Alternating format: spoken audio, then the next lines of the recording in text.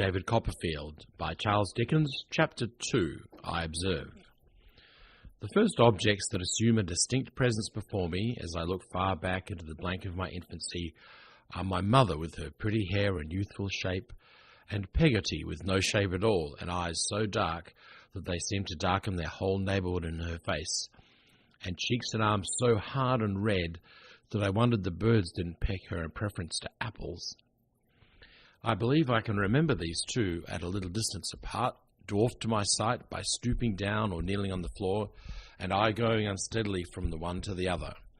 I have an impression on my mind which I cannot distinguish from actual remembrance of the touch of Peggotty's forefinger as she used to hold it out to me, and of its being roughened by needlework like a pocket nutmeg grater.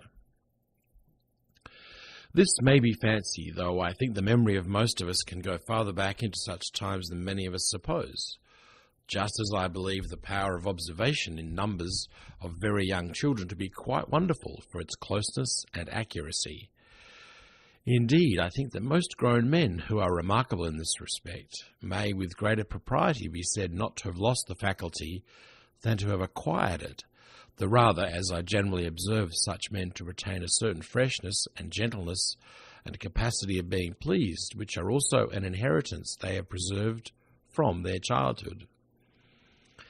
I might have a misgiving that I am meandering in stopping to say this, but it brings me to remark that I build these conclusions in part upon my own experience of myself, and if it should appear from anything that I may set down in this narrative that I was a child of close observation, or that as a man I have a strong memory of my childhood, I undoubtedly lay claim to both of these characteristics.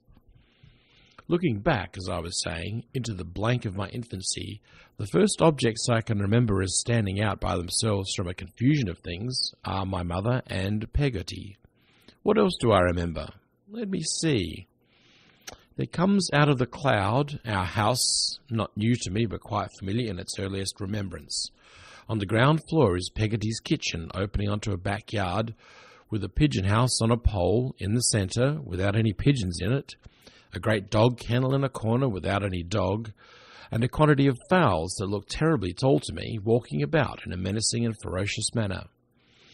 There is one cock who gets upon a post to crow and seems to take particular notice of me as I look at him through the kitchen window. It makes me shiver, he is so fierce. Of the geese outside the side gate who come waddling after me with their long necks stretched out when I go that way, I dream at night, as a man environed by wild beasts might dream of lions. Here is a long passage, what an enormous perspective I make of it, leading from Peggotty's kitchen to the front door. A dark storeroom opens out of it, and that is a place to be run past at night, for I don't know that there may be among those tubs and jars and old tea chests when there is nobody in there with a dimly burning light, letting a mouldy air come out of the door, in which there is the smell of soap, pickles, pepper, candles, and coffee, all at one whiff. Then there are the two parlours, the parlour in which we sit of an evening, my mother and I and Peggotty, for Peggotty is quite our companion when her work is done and we are alone, and the best parlour where we sit on a Sunday, grandly but not so comfortably. There is something of a doleful air about that room to me, for Peggotty has told me, I don't know when, but apparently ages ago, about my father's funeral and the company having their black cloaks put on. One Sunday night my mother reads to Peggotty and me in there how Lazarus was raised up from the dead, and I am so frightened that they are afterwards obliged to take me out of bed and show me the quiet churchyard out of the bedroom window, with the dead all lying in their graves at rest below the solemn moon.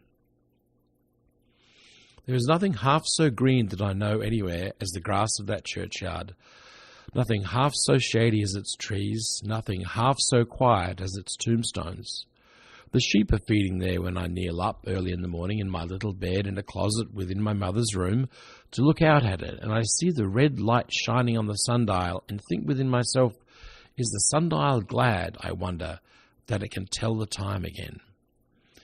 Here is our pew in the church. What a high-backed pew, with a window near it out of which our house can be seen, and is many times during the morning service, by Peggotty, who likes to make herself as sure as she can that it's not being robbed or is not in flames. But though Peggotty's eye wanders, she is much offended if mine does, and frowns to me as I stand upon the seat that I am to look at the clergyman. But I can't always look at him. I know him without that white thing on. I am afraid of his wondering why I stare so, and perhaps stopping the service to inquire, and what am I to do? It's a dreadful thing to gape, but I must do something. I look at my mother, but she pretends not to see me. I look at a boy in the aisle, and he makes faces at me. I look at the sunlight coming in the open door through the porch, and there I see a stray sheep. I don't mean a sinner, but mutton, halfway making up his mind to come into the church. I feel that if I looked at him any longer, I might be tempted to say something out loud. And what would become of me then? I look up at the monumental tablets on the wall and try to think of Mr. Bodger's late of this parish, and what the feeling of Mrs. Bodger's must have been when affliction sore, long time Mr. Bodger's bore and physicians were in vain.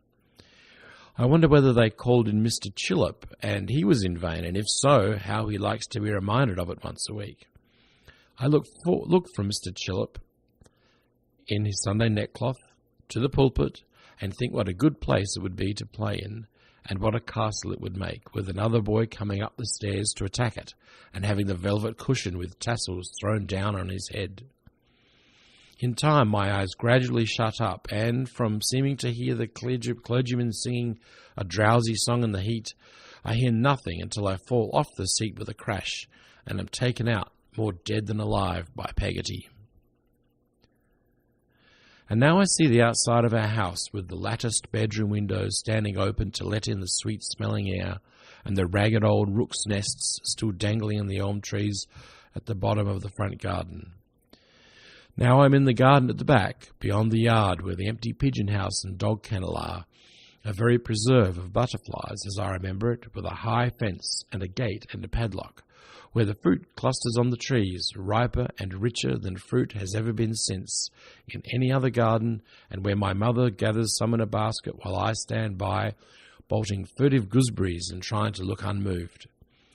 A great wind rises, and the summer is gone in a moment. We are playing in the winter twilight, dancing about the parlour. When my mother is out of breath and rests herself in an elbow chair, I watch her winding her bright curls around her fingers and straightening her waist, and nobody knows better than I do she likes to look so well and is proud of being so pretty. That is among my very earliest impressions. That, and a sense that we were both a little afraid of Peggotty, and submitted ourselves in most things to her direction, were among the first opinions, if they may be so called, that I ever derived from what I saw. Peggotty and I were sitting one night by the parlour fire alone. I had been reading to Peggotty about crocodiles. I must have read very perspicaciously, or the poor soul must have been deeply interested, for I remember she had a cloudy impression, after I had done, that they were a sort of vegetable. I was tired of reading, and dead sleepy, but having leave, as a high treat, to sit upon until my mother came home from spending the evening at a neighbour's, I would rather have died upon my post, of course, than have gone to bed. I had reached that stage of sleepiness when Peggotty seemed to swell and grow immensely large. I propped my eyelids open with my 2 forefingers, and looked perseveringly at her as she sat at work. The little bits of wax candle she kept for her thread, how old it looked, being so wrinkled in all directions, at the little house with the thatched roof where the yard measure lived, at her work-box with a sliding lid with a view of St. Paul's Cathedral with a pink dome painted on the top, at the brass thimble on her finger, at herself, whom I thought lovely. I felt so sleepy that I knew if I lost sight of anything for a moment, I was gone. "Peggotty," says I suddenly, "were you ever married?" "Lord, Master Davy," replied Peggotty, "what's put marriage in your head?" She answered with such a start that it quite awoke me, and then she stopped in her work and looked at me with her needle drawn out to its thread's length. "But were you ever married, Peggotty?" says I. "You are a very handsome woman, aren't you?" I thought her in a different style from my mother, certainly, but of another school of beauty. I considered her a perfect example. There was a red velvet footstool in the best parlour, on which my mother had painted a nosegay. The groundwork of that stool and Peggotty's complexion appeared to me one and the same thing. The stool was smooth, and Peggotty was rough, but that made no difference. "Me, handsome Davy?" said Peggotty. "Lawk, no, my dear. But what put marriage into your head?" "I don't know. You mustn't marry more than one person at a time, may you, Peggotty?" "Certainly not," says Peggotty with the promptest decision. "But if you marry a person and the person dies, why then you may marry another person, mayn't you, Peggotty?" "You may," says Peggotty, "if you choose, my dear. That's a matter of opinion." "But what is your opinion, Peggotty?" said I. I asked her and looked curiously at her because she looked so curiously at me. "My opinion is," says Peggotty, taking her eyes from me after a little indecision and going on with her work, "that I was never married myself, Master Davy, and that I don't expect to be. That's all I know about the subject." "You aren't cross, I suppose, Peggotty, are you?" said I, after sitting quiet for a minute. I really thought she was. She had been so short with me, but I was quite mistaken, for she laid aside her work, which was a stocking of her own, and opening her arms wide, took my curly head within them and gave it a good squeeze. I know it was a good squeeze because, being very plump, whenever she made any little exertion after she was dressed, some of the buttons on the back of her gown flew off, and I recollect two bursting to the opposite side of the parlour while she was hugging me. "Now let me hear some more about the Corkindills," said Peggotty, who was not quite right in the name yet, "for I ain't heard half enough." I couldn't quite understand why Peggotty looked so queer, or why she was so ready to go back to the crocodiles. However, we returned to those monsters with fresh wakefulness on my part, and we left their eggs in the sand for the sun to hatch, and we ran away from them and baffled them by constantly turning, which they were unable to do quickly on account of their unwieldy make, and we went into the water after them as natives and put sharp pieces of timber down their throats, and in short we ran the whole crocodile gauntlet. I did, at least, but I had my doubts of Peggotty, who was thoughtfully sticking her needle into various parts of her face and arms all the time. We had exhausted the crocodiles and begun with the alligators when the garden bell rang. We went out to the door, and there was my mother, looking unusually pretty, I thought, and with a gentleman with beautiful black hair and whiskers, who had walked home with us from church last Sunday. As my mother stooped down on the threshold to take me in her arms and kiss me, the gentleman said I was a more highly privileged little fellow than a monarch, or something like that, for my later understanding comes, I am sensible, to my aid here. "What does that mean?" I asked him over her shoulder. He patted me on the head, but somehow I didn't like him or his deep voice, and I was jealous that his hand should touch my mother's in touching me, which it did. I put it away as well as I could. "Oh, Davy," remonstrated my mother. "Dear boy," said the gentleman, "I cannot wonder at his devotion." I never saw such a beautiful colour on my mother's face before. She gently chid me for being rude, and, keeping me close to her shawl, turned to thank the gentleman for taking so much trouble to bring her home. She put out her hand to him as she spoke, and, as he met it with his own, she glanced, I thought, at me. "Let us say good night, my fine boy," said the gentleman, when he had bent his head. I saw him, over my mother's little glove. "Good night," said I.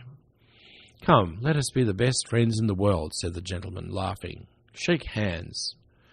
My right hand was in my mother's left, so I gave him the other. "Why, that's the wrong hand, Davy," laughed the gentleman. My mother drew my right hand forward, but I was resolved, for my former reason, not to give it to him, and I did not. I gave him the other, and he shook it heartily and said I was a brave fellow, and went away. At this minute I see him turn around in the garden and give us a last look with his ill-omened black eyes before the door was shut. Peggotty, who had not said a word or moved a finger, secured the fastenings instantly, and we all went into the parlour. My mother, contrary to her usual habit, instead of coming to the elbow chair by the fire, remained at the end of the room and sat singing to herself. "Hope you had a pleasant evening, ma'am," said Peggotty, standing as stiff as a barrel in the centre of the room with a candlestick in her hand. "Much obliged to you, Peggotty," returned my mother in a cheerful voice. "I have had a very pleasant evening." "A stranger or so makes an agreeable change," suggested Peggotty. "A very agreeable change indeed," returned my mother. Peggotty continued to stand motionless in the middle of the room, and my mother resuming her singing, I fell asleep, although I was not so sound asleep that I could hear voices without hearing what they said. When I half woke from this uncomfortable doze, I found Peggotty and my mother both in tears, and both talking. "Not such a one as this Mr. Copperfield wouldn't have liked," said Peggotty. "That I say, and that I swear." "Good heavens," cried my mother, "you'll drive me mad. Was ever any poor girl so ill-used by her servants as I am? Why do I do myself the injustice of calling myself a girl? Have I never been married, Peggotty?" "God knows you have, ma'am," returned Peggotty. "Then how can you dare?" said my mother. "You know I don't mean how you can dare, Peggotty, but how can you have the heart to make me so uncomfortable and say such bitter things to me, when you are well aware that I haven't, out of place, a single friend to turn to?" "The more's the reason," returned Peggotty, "for saying it won't do." "No, that it won't do. No price could make it do. No." I thought Peggotty would have thrown the candlestick away, she was so emphatic with it. "How can you be so aggravating," said my mother, shedding more tears than before, "as to talk in such an unjust manner? How can you go on as if all was settled and arranged, Peggotty, when I tell you over and over again, you cruel thing, that beyond the commonest civilities nothing has passed? You talk of admiration. What am I to do? If people are so silly as to indulge the sentiment, is it my fault? What am I to do, I ask you? Would you wish me to shave my head and black my face, or disfigure myself with a burn or a scald or something of that sort? I dare say you would, Peggotty. I dare say you'd quite enjoy it."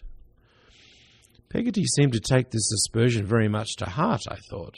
"And my dear boy," cried my mother, coming to the elbow chair in which I was, and caressing me, "my own little Davy, is it to be hinted to me that I am wanting in affection for my precious treasure, the dearest little fellow that ever was?" "Nobody never went and hinted no such a thing," said Peggotty. "You did, Peggotty," returned my mother. "You know you did. What else was it possible to infer from what you said, you unkind creature, when you know as well as I do that on his account only last quarter I wouldn't have buy myself a new parasol, though that old green one is frayed the whole way up and the fringe is perfectly mangy. You know it is, Peggotty. You can't deny it." Then, turning affectionately to me with her cheek against mine, "Am I a naughty mamma to you, Davy? Am I a nasty, cruel, selfish, bad mamma? Say I am, my child. Say yes, dear boy, and Peggotty will love you. And Peggotty's love is a great deal better than mine, Davy. I don't love you at all, do I?" At this we all fell a-crying together. I think I was the loudest of the party, but I'm sure we were all sincere about it. I was quite heartbroken myself, and I am afraid that in the first transports of wounded tenderness I called Peggotty a beast. That honest creature was in deep affliction, I remember, and must have become quite buttonless on the occasion, for a little volley of those explosives went off when, after having made it up with my mother, she kneeled down by the elbow chair and made it up with me. We went to bed greatly dejected. My sobs kept waking me for a long time, and when one very strong sob quite hoisted me up in bed, I found my mother sitting on the coverlet and leaning over me. I fell asleep in her arms after that, and slept soundly. Whether it was the following Sunday when I saw the gentleman again, or whether there was any greater lapse of time before he reappeared, I cannot recall. I don't profess to be clear about dates, but there he was, in church, and he walked home with us afterwards.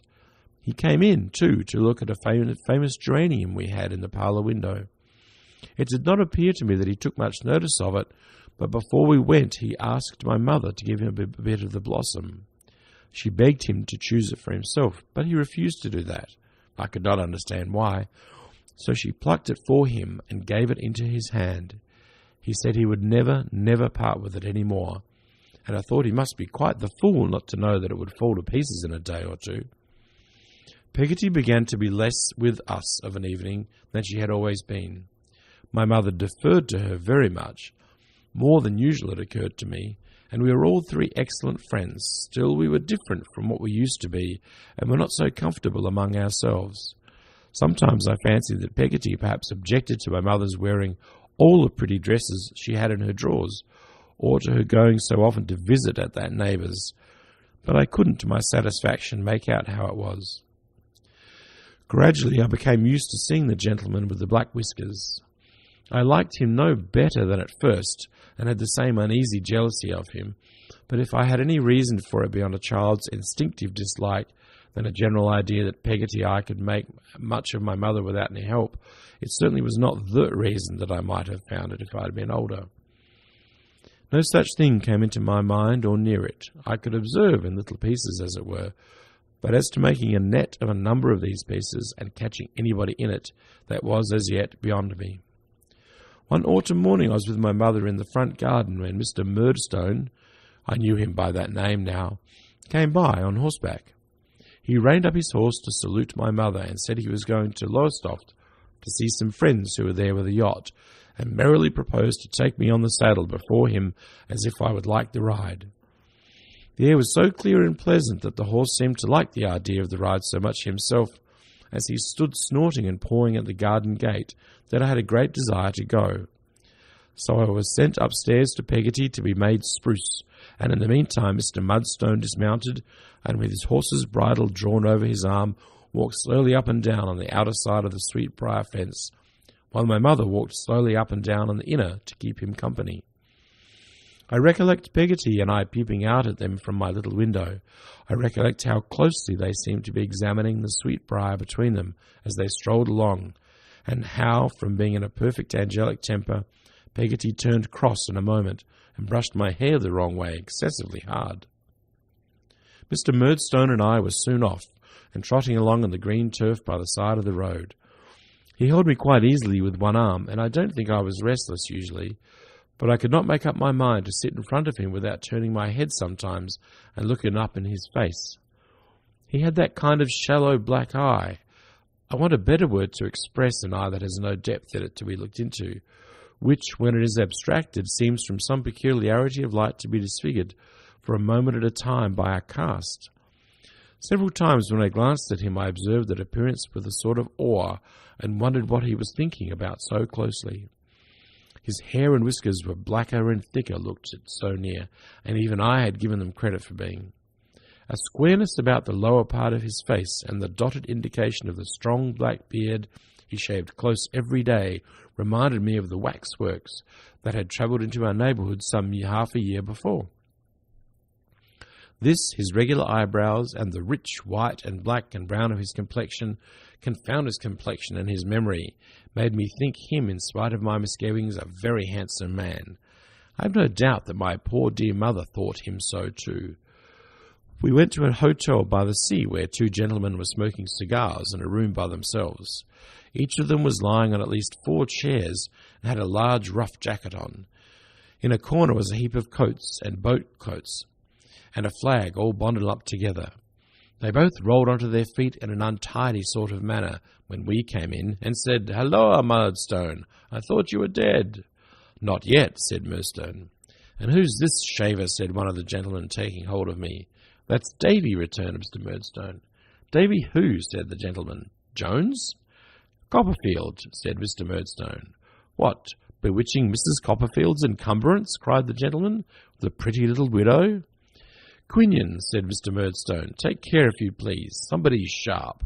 "Who is?" asked the gentleman, laughingly. I looked up quickly, being curious to know. "Only Brooks of Sheffield," said Mr. Murdstone. I was quite relieved to find that it was only Brooks of Sheffield, for at first I really thought it was I. There seemed to be something very comical in the reputation of Mr. Brooks of Sheffield, for both the gentleman laughed heartily when he was mentioned, and Mr. Murdstone was a good deal amused also. After some laughing, the gentleman whom he had called Quinion said, "And what is the opinion of Brooks of Sheffield in reference to the projected business?" "Why, I don't know that Brooks understands much about it at present," replied Mr. Murdstone, "but he is generally favourable, I believe." There was more laughter at this, and Mr. Quinion said he would ring the bell for some sherry in with which to drink to Brooks. This he did, and when the wine came he made me have a little, with a biscuit, and before I drank it stand up and say, "Confusion to Brooks of Sheffield." The toast was received with great applause and such hearty laughter that it made me laugh too, at which they laughed the more. In short, we quite enjoyed ourselves. We walked about the cliff after that and sat on the grass and looked at things through a telescope. I could make out nothing myself when it was put to my eye, but I pretended I could. And then we came back to the hotel to an early dinner. All the time we were out, the two gentlemen smoked incessantly, which I thought, if I might judge from the smell of their rough coats, they must have been doing ever since the coats had first come home from the tailor's. I must not forget that we went on board the yacht, where they all three descended into the cabin and were busy with some papers. I saw them quite hard at work when I looked down through the open skylight. They left me during this time with a very nice man with a very large head of red hair and a very small shiny hat upon it, who had got a cross-barred shirt or waistcoat on, with Skylark in capital letters across the chest. I thought it was his name, and that as he lived on board the ship and hadn't a street door to put his name on, he put it there instead. But when I called him Mr. Skylark, he said it meant the vessel. I observed all day that Mr. Murdstone was graver and steadier than the two gentlemen. They were very gay and careless. They joked frequently with one another, but seldom with him. It appeared to me that he was more clever and cold than they were, and they regarded him with something of my own feeling. I remarked that once or twice when Mr. Quinion was talking, he looked at Murdstone sideways, as if to make sure of his not being displeased, and that once when Mr. Passnidge, the other gentleman, was in high spirits, he trod upon his foot and gave him a secret caution with his eyes to observe Mr. Murdstone, who was sitting stern and silent. Nor do I recollect that Mr. Murdstone laughed at all that day, except at the Sheffield joke, and that, by the way, was his own. We went home early in the evening. It was a very fine evening, and my mother said he had another stroll by the Sweetbriar, while I was sent in to get my tea. When he was gone, my mother asked me all about the day I'd had, and what they had said and done. I mentioned what they had said about her, and she laughed and told me they were impudent fellows who talked nonsense, but I knew it pleased her. I knew it quite as well I know it now. I took the opportunity of asking if she was at all acquainted with Mr. Brooks of Sheffield, but she answered, no, only she supposed he must be a manufacturer in the knife and fork way. Can I say of her face, altered as I have a reason to remember it, perished as I know it is, that it is gone, and when here it comes before me at this instant, as distinct as any face that I may choose to look on in a crowded street. I can say of her innocent and girlish beauty that it faded, and was no more, when its breath falls on my cheek as it fell that night. Can I say she never changed, when my remembrance brings her back to life, thus only, and truer to its loving youth than I have been, or man ever is, still holds fast what it cherished then. I wrote of her just as she was when I had gone to bed after this talk, and she came to bid me good night. She kneeled down playfully by the side of the bed, and laying her chin upon her hands and laughing, said, "What was it they said, Davy? Tell me again. I can't believe it." "Bewitching," I began. My mother put her hands upon my lips to stop me. "It was never bewitching," she said, laughing. "It never could have been bewitching, Davy. Now I know it wasn't." "Yes, it was. The bewitching Mrs. Copperfield," I repeated stoutly. "And pretty." No, it was never pretty. "Not pretty," interposed my mother, laying her fingers on my lips again. "Yes, it was. Pretty little widow." "What foolish, impudent creatures," cried my mother, laughing and covering her face. "What ridiculous men, aren't they, Davy dear? Well, Ma, don't tell Peggotty. She might be angry with them. I'm dreadfully angry with them myself, but I would rather Peggotty didn't know." I promised, of course, and we kissed one another over and over again, and I soon fell fast asleep. It seems to me at this distance of time as if it were the next day when Peggotty broached the striking and adventurous proposition that I am about to mention, but it was probably about 2 months afterwards. We were sitting as before one evening, when my mother was out as before, in company with the stocking and the yard measure and the bit of wax and the box of St. Paul's on the lid and the crocodile book, when Peggotty, after looking at me several times and opening her mouth as if she was going to speak without doing it, which I thought was merely gaping, or I should have been rather alarmed, said coaxingly, "Master Davy, how should you like to go along with me and spend a fortnight at my brother's at Yarmouth? Wouldn't that be a treat?" "Is your brother an agreeable man, Peggotty?" I inquired, provisionally. "Oh, what an agreeable man he is," cried Peggotty, holding up her hands. "Then there's the sea, and the boats and ships, and the fishermen, and the beach, and am to play with." Peggotty meant her nephew Ham, mentioned in my first chapter, but she spoke of him as a morsel of English grammar. I was flushed by her summary of delights and replied that it would be indeed a treat, but what would my mother say? "Why, then I'll as good as bet a guinea," said Peggotty, intent upon my face, "that she'll let us go. I'll ask her, if you like, as soon as ever she comes home. There now." "But what's she to do while we're away?" said I, putting my small elbows on the table to argue the point. "She can't live by herself." If Peggotty were looking for a hole all of a sudden in the heel of that stocking, it must have been a very little one indeed, and not worth darning. "I say, Peggotty, she can't live by herself, you know." "Oh, bless you," said Peggotty, looking at me at last. "Don't you know she's going to stay for a fortnight with Mrs. Graper? Mrs. Graper's going to have a lot of company."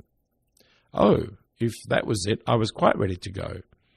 I waited in the utmost impatience until my mother came home from Mrs. Graper's, for it was that identical neighbour, to ascertain if we could get leave to carry out this great idea. Without being nearly so much surprised as I had expected, my mother entered into it readily, and it was all arranged that night, and my board and lodging during the visit were to be paid for. The day soon came for our going. It was such an early day that it came soon, even to me, who was in a fever of expectation and half afraid that an earthquake or a fiery mountain or some other great convulsion of nature might interpose to stop the expedition. We were to go in a carrier's cart, which departed in the morning after breakfast. I would have given any money to have been allowed to wrap myself up overnight and sleep in my hat and boots. It touches me nearly now, although I tell it lightly, to recollect how eager I was to leave my happy home, to think how little I suspected what I did leave for ever. I am glad to recollect that when the carrier's cart was at the gate, and my mother stood there kissing me, a grateful fondness for her and for the old place I had never turned my back upon before made me cry. I am glad to know that my mother cried too, and that I felt her heart beat against mine. I am glad to recollect that when the carrier began to move, my mother ran out to the gate and called him to stop, that she might kiss me once more. I am glad to dwell upon the earnestness and love with which she lifted up her face to mine, and did so. As we left her standing in the road, Mr. Murdstone came up to where she was, and seemed to expostulate with her for being so moved. I was looking back around the awning of the cart, and wondered what business it was of his. Peggotty, who was also looking back on the other side, seemed anything but satisfied, as the face she brought back into the cart denoted. I sat looking at Peggotty for some time in a reverie on this supposititious case, whether, if she were employed to lose me like the boy in the fairy tale, I should be able to track my way home again by the buttons she would shed.